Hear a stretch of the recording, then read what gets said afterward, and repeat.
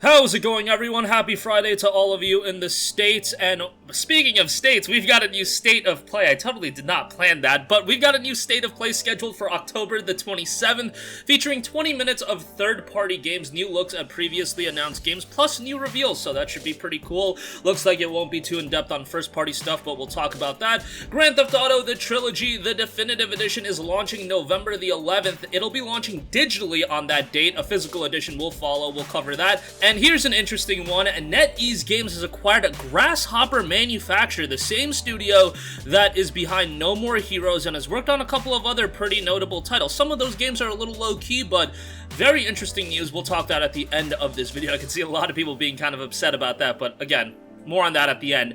State of Play set for October the 27th, again featuring 20 minutes of new third-party games. Sony Interactive Entertainment will host a 20-minute State of Play broadcast on October the 27th at 2 p.m. Pacific Time, 5 p.m. Eastern. They have officially announced that. Of course, as always, you're going to be able to watch that via YouTube or on Twitch TV. I believe it's on a couple of other different platforms as well.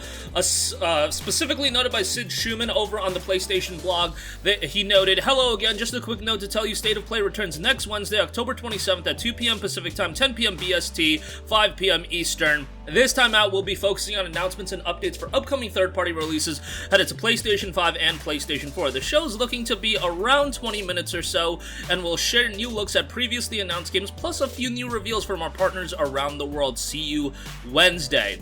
So this is something that is not going to be as hefty of a state of play. I mean, we got a pretty big one recently with the, we saw all those games like Wolverine, Spider-Man 2, God of War Ragnarok got its reveal, so that was kind of the major event. This one I would expect to be a little bit more tame, and again, it is focusing on third-party announcements. A lot of these games are either going to be timed exclusives or just multi-platform games in general, but I mean, Square Enix is a third party. Final Fantasy 16, highly doubt we're gonna see Final Fantasy 16 here, but that's like the one game, I guess, that would be the golden goose if they could get that for this show. I think that would make a lot of people excited, but I don't think Square Enix is going to talk about that game until we get one of their own events or one of their own live streams or something like that. But at some point, they are going to talk about it because I do expect that game to be coming in 2022. And I think the next time we see that game, it's going to be a major reveal in the sense that we're going to get a lot of gameplay, we're going to get details, and we're going to get a release date. So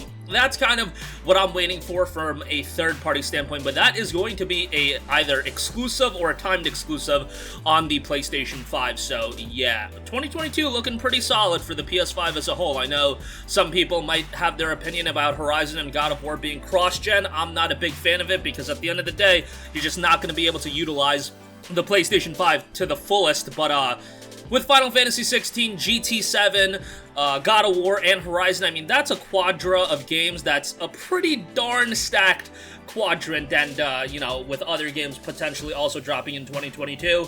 I think 2022 is going to be the year that we start coming out of, what 2020 did, and we kind of felt the after effects of it in 2021, but man, 2022, I think it's going to be guns blazing, especially right out the gate. You look at that February, holy crap, that is one of those months that is going to make people broke.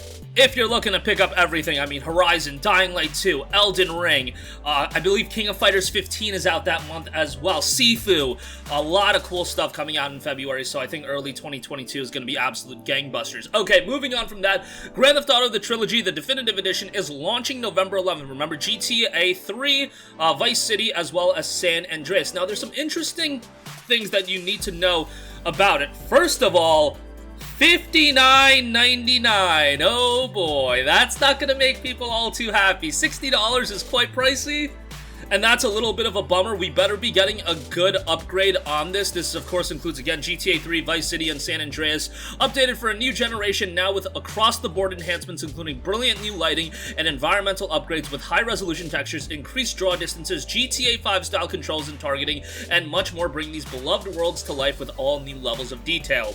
Again, you get all three games, and what is interesting is that you'll have 4K resolution support with up to 60 frames per second performance for PS5 and Xbox Series Series X. NVIDIA DLSS support for PC, touchscreen camera zooming pans and menu selections, as well as gyro aiming for the Nintendo Switch. So they are going a little bit more in depth with each platform. Higher resolution textures from characters to weapons, vehicles to roads, and much more greater detail. A completely rebuilt lighting system with enhanced shadows, reflections, and more. Improved water and weather effects, enhanced detail in trees and foliage, increased draw distances to provide a new level of depth and definition. Now, I believe what they're doing is on December the 11th, or excuse me, December the 7th, the game will also be available on PlayStation Now, and then on November the 11th, the day of the digital release, GTA San Andreas will be available through Xbox Game Pass. So they are offering you different ways to try out the game through that, but $60, I could see that really upsetting a lot of people. I mean, it is 3 games, it is 3 relatively iconic games, and at the end of the day, do I expect it to sell really well? Yeah, I do expect it to sell really well, but I think $60 is a bit much. Would have liked $40 or even $50, but 60 is just pushing it a little bit too much. But hey, them's the breaks. Rockstar ain't gonna make a new, Grand Theft Auto for quite a while, or a new Red Dead, so why not take a trilogy, upgrade it, and then drop it as a collection at a premier price point and still, get near the level of sales that you would get otherwise. I don't think it's gonna sell, like, incredibly well, but I do think it's gonna sell pretty darn well, but we'll see how that turns out. Again, November 11th for a digital release. Lastly, this news is pretty interesting. NetEase Games has acquired No More Heroes series developer Grasshopper manufacturer from Gung Ho Online Entertainment. The company's announced the equity transfer agreement was signed on May the 31st. There's a lengthy statement put out. I'm not going to go over everything just because it's a very lengthy statement, but NetEase is definitely trying to get into the gaming world, and I know a lot of people are going to have their variety of opinions on that, and I'm not going to step into that landmine right now. I just hope Grasshopper as a studio can still put out some really good stuff, because I don't want to see their vision really get tampered with, because you look at Grasshopper as a studio, let's just look at some of their games in recent memory. You've got, again, games like No More Heroes, but then you also go back to 2011 with a release like Shadows of the Damned. You look at games like The Silver Case, which released back in the late 90s or initially, Lollipop Chainsaw, and of course, Killer is Dead was a pretty cool title as well, and then all of the No More Heroes games as well. They've done some really good stuff, and I hope they can still stick to that quirky style of game development that they've known for, and I don't want them to stray too far away from that, because that's kind of what has brought them to the dance, and they should stick with it, because it wouldn't be that great if they just became every other studio if they're trying to make a game that they can monetize for the long term, and yeah, I just don't think that would be too effective from their standpoint, but let's see how it turns out. I'm not ready to push the cart before the horse, but definitely something you should be aware about. But that's going to do it for me. Again, State of Play returning next Wednesday. Expect some big reveals, third-party game announcements, should be some cool stuff. Grand Theft Auto, the trilogy, coming November 11th, digitally, $60. Let me know your thoughts on that price point. Is it something you're going to pick up? And NetEase Games has acquired Grasshopper manufacturer. That's going to do it for me. Sound off with all of your thoughts in the comments section down below. Thank you for watching, and goodbye.